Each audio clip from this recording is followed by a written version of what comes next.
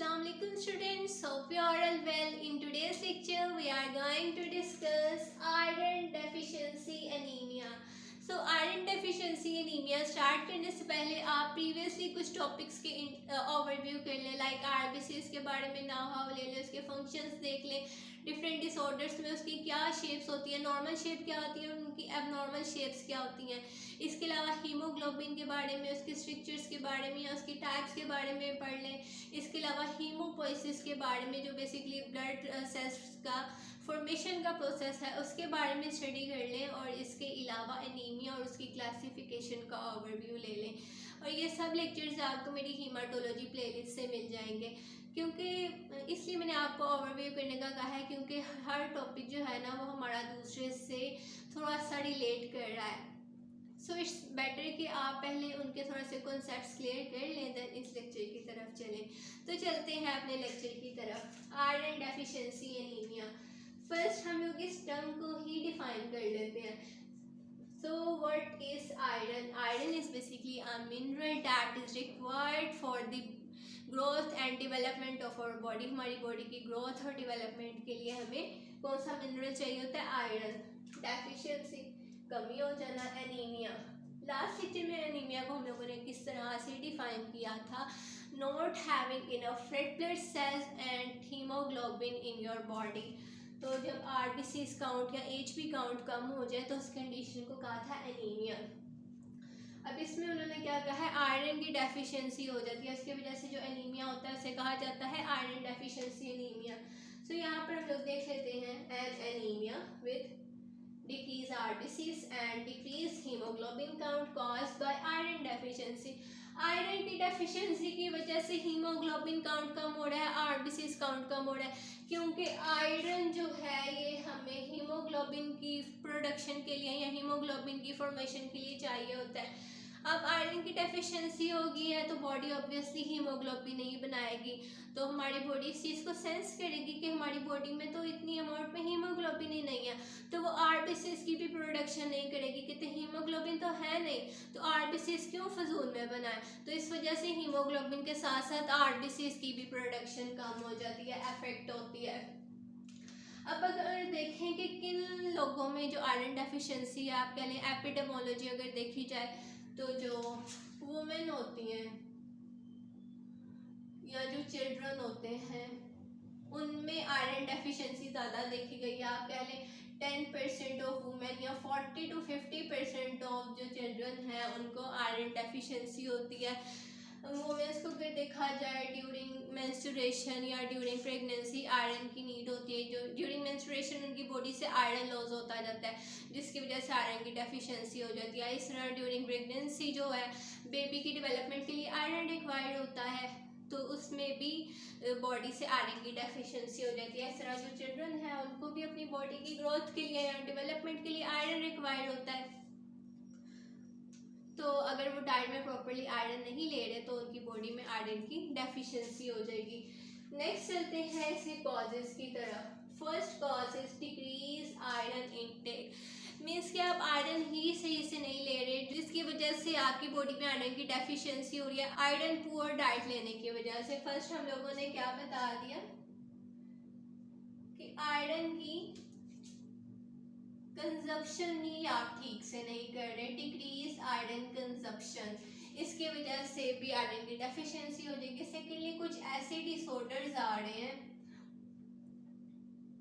जिसकी वजह से आयरन की माल एब्जॉर्प्शन हो रही है, मीन्स कि आप आयरन तो एडिक्वेट अमाउंट में ले रहे हैं जितनी बॉडी को ज़रूरत है, लेकिन कुछ ऐसे डिसऑर्डर्स हैं या कुछ ऐसे इश्यूज आ रहे हैं जिसकी वजह से हमारी बॉडी में उसकी एब्जॉर्प्शन ही नहीं हो रही, जिसकी वजह से भी आयरन की डेफिशिएंसी हो सकती है। लाइक आप कह लें सेलिक डिजीज़ में या क्रोहन डिजीज़ में आयरन की डेफिशिएंसी होती है, क्योंकि आयरन बॉडी में एब्जॉर्ब नहीं हो रहा, इनटेक तो कर रहे हैं। इसके अलावा किसी की गैस्ट्रिक्टोमी हुई है, स्टमक की सर्जरी हुई है, आइदर कंप्लीट सर्जरी हुई है या पार्शियल सर्जरी हुई है, तो तब भी आयरन डेफिशिएंसी हो सकती है।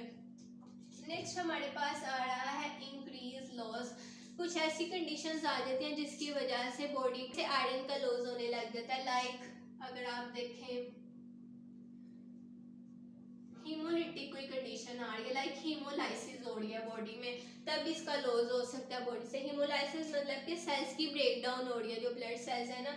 जैसा कि अगर बात करें आप यहाँ पर DIC की, डिसेमिनेटेड इंट्रावेस्कुलर कोएगुलेशन, इसमें क्या होता है कि आपके वेजल्स में क्लॉटिंग होना स्टार्ट हो जाती है, जिसकी वजह से कोई भी सेल उसमें से पास करने की कोशिश करेंगे ना उन वेजल्स में से, तो वो भी टूट जाएंगे, तो जिसकी वजह से उसमें से हीमोग्लोबिन का लॉस होगा और डेफिशिएंसी हो जाएगी। इसके अलावा मेनोरेजिया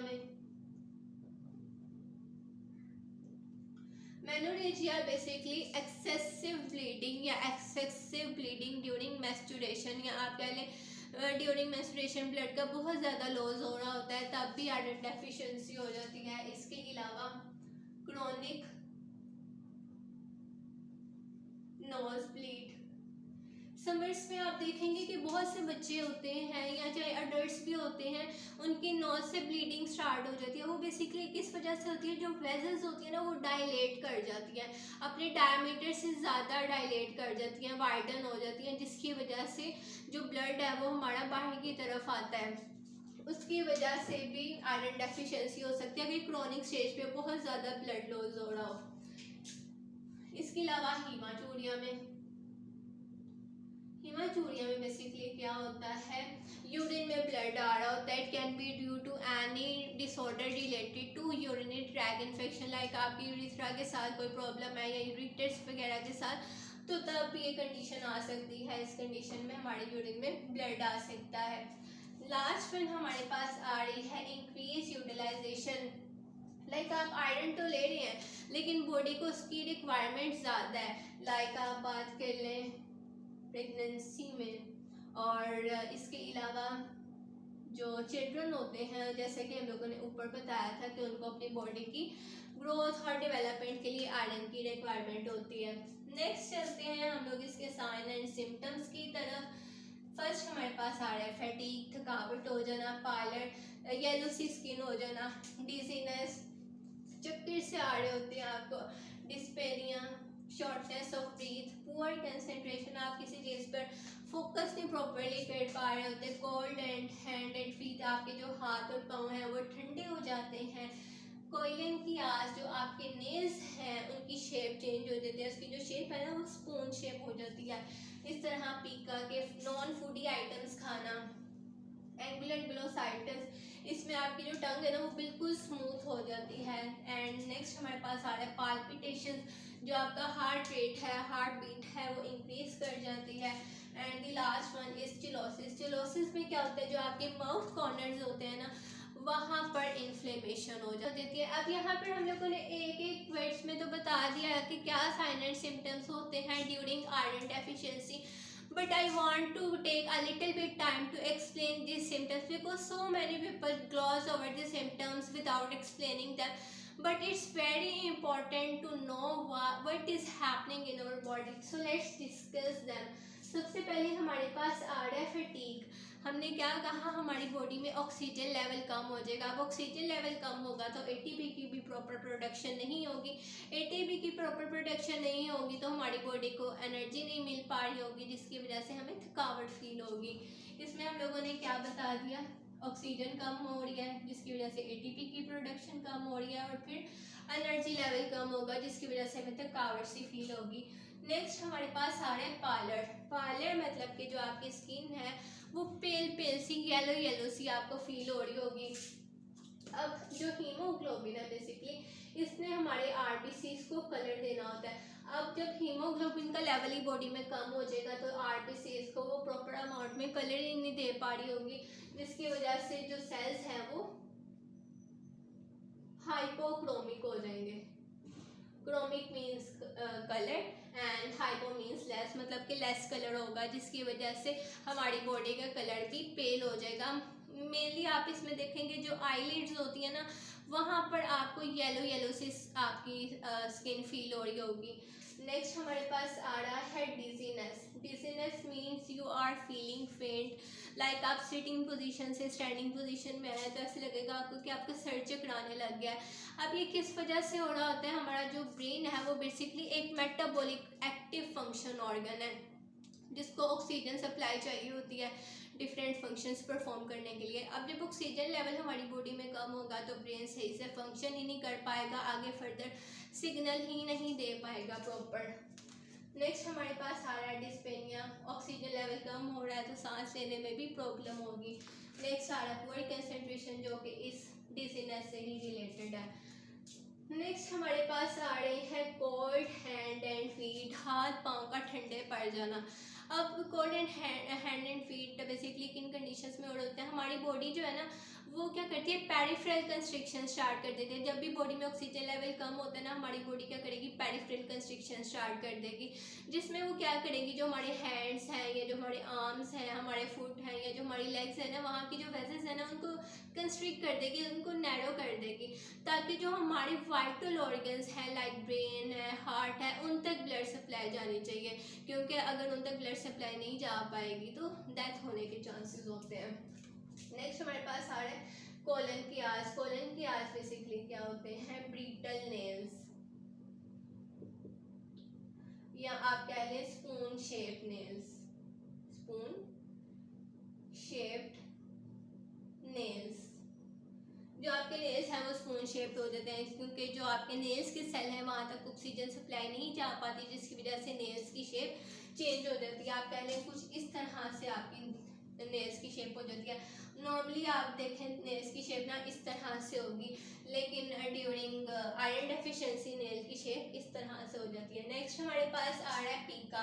जब भी बॉडी में आयरन की कमी होगी तो जो बच्चे हैं या जिनमें भी आयरन की डेफिशिएंसी हो रही है उनका नॉन फूडी आइटम्स खाने का दिल करेगा, लाइक उनका मिट्टी खाने का दिल करेगा या बर्फ़ खाने का दिल करेगा। नेक्स्ट हमारे पास आ रहा है एंगुलर ग्लोसाइटस। एंगुलर ग्लोसाइटस में जो आपकी टंग है ना वो बिल्कुल स्मूथ हो जाती है, बिल्कुल फ्लैट हो जाती है। नॉर्मली आप देखेंगे कि आपको ना अपनी टंग पर ब्रिजेस या कॉन्टोर्स फील हो रहे होंगे, लेकिन आयरन डेफिशिएंसी में क्या होगा, आपकी टंग बिल्कुल स्मूथ हो जाएगी। लाइक आप यहाँ पर देखें, ये आपकी टंग आ गई, ठीक है। इस पे आपको ना इस तरह से कहीं कहीं पे ना रिजेस लाइनिंग से फील हो रही होती है, बट जब आयरन डेफिशिएंसी होती है तब आपकी टंग ऐसे बिल्कुल स्मूथ हो जाती है, प्लेन हो जाती है। नेक्स्ट हमारे पास आ रहा है पाल्पिटेशन। जब ऑक्सीजन लेवल कम होगा तो हार्ट क्या करेगा, कॉन्ट्रैक्ट करेगा, रिलैक्स करेगा स्पीडीली, तो जिसकी वजह से जो आपका हार्ट रेट है वो इंक्रीज हो जाएगा। नेक्स्ट हमारे पास आ रहा है चिलोसिस। चिलोसिस में क्या होता है कि आयरन डेफिशिएंसी की वजह से जो आपके माउथ कॉर्नर्स हैं वहाँ पर इन्फ्लेमेशन हो जाती है। आई थिंक सो हर एक ने अपनी लाइफ में ये कंडीशन ज़रूर फेस की होगी। नेक्स्ट हमारे पास आ रही है लैब डायग्नोसिस के कौन कौन से टेस्ट करवाए जाते हैं और फर्दर उनमें क्या वेरिएशंस आ रही होती हैं। सीबीसी अगर देखा जाए तो उसमें हम लोग देखते हैं MCV, MCH count, HP count और एचसीटी काउंट और प्लेटलेट्स। अब एमसीवी और एमसीएच को देखा जाए तो उनका लेवल डिक्रीज कर रहा होता है। एमसीवी क्या होता है बेसिकली कि एवरेज जो हमारा रेड ब्लड सेल है उसका वॉल्यूम कितना है या उसका साइज कितना है, जबकि जो एमसीएच है उसको हम लोग देख रहे होते हैं कि एक जो सिंगल आरबीसी है उसमें एचबी की अमाउंट कितनी है, तो वो देखा जा रहा होता है एमसीएच में, तो इन दोनों का लेवल डिक्रीज कर रहा होता है। इसके अलावा एचबी काउंट भी डिक्रीज कर रहा होता है। एचबी काउंट डिक्रीज कर रहा है तो ऑब्वियसली जो हेमाटोक्रिट काउंट है वो भी डिक्रीज करेगा। इसके अलावा जो प्लेटलेट्स है वो इसमें स्लाइटली इंक्रीज करते हैं।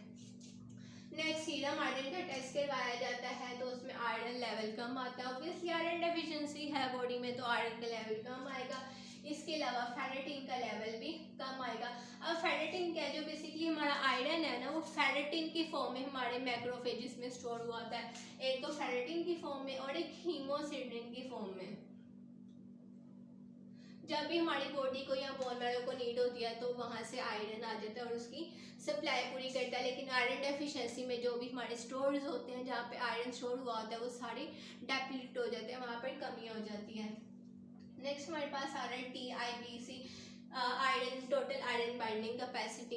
इसके अलावा ये आप कह लें जो ट्रांसफेरिन है उसका लेवल भी इंक्रीज कर देता है और TIBC का लेवल भी इंक्रीज कर देता है। अब ट्रांसफेरिन बेसिकली क्या है, ये एक प्रोटीन है जिसने आयरन को हमारे टिश्यूज तक लेकर जाना होता है। अब इसने क्या करना है, इस ट्रांसफेरिन ने, ये बेसिकली ना आप कह रहे हैं 2 atoms at a time iron के कैरी कर रहा होता है। अब इसने इस आयरन को लेके जाना होता है टिश्यूज तक। बेसिकली इसने कौन से टिश्यूज तक लेके जाना होता है, जो हमारे बोन मैरो में टिश्यूज होते हैं।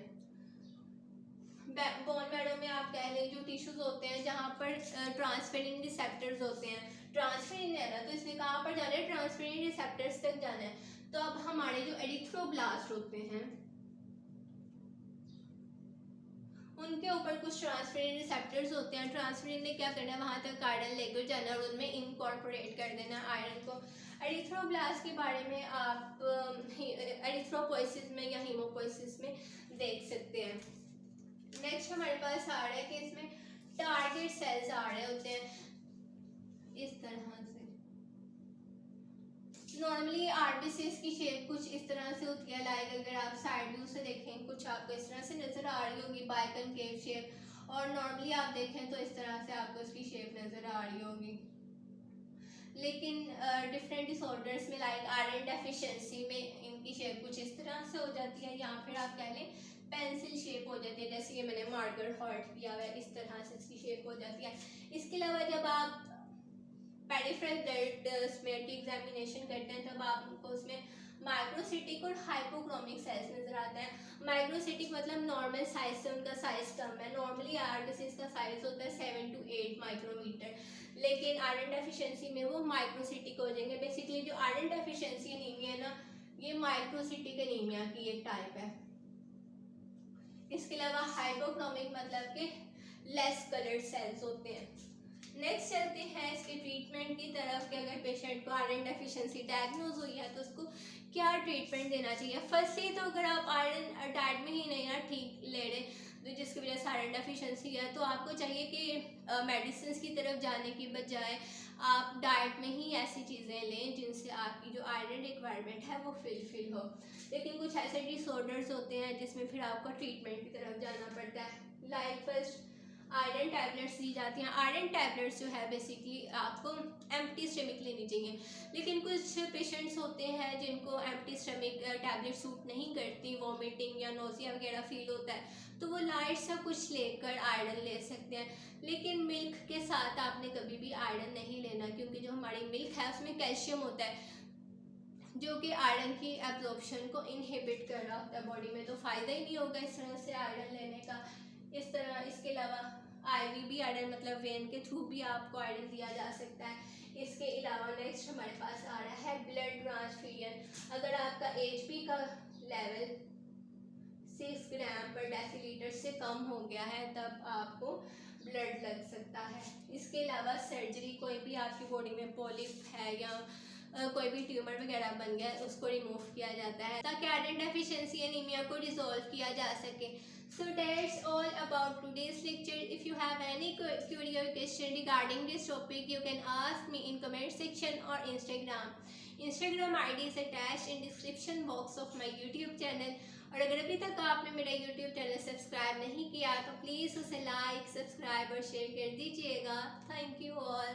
जज़ाक।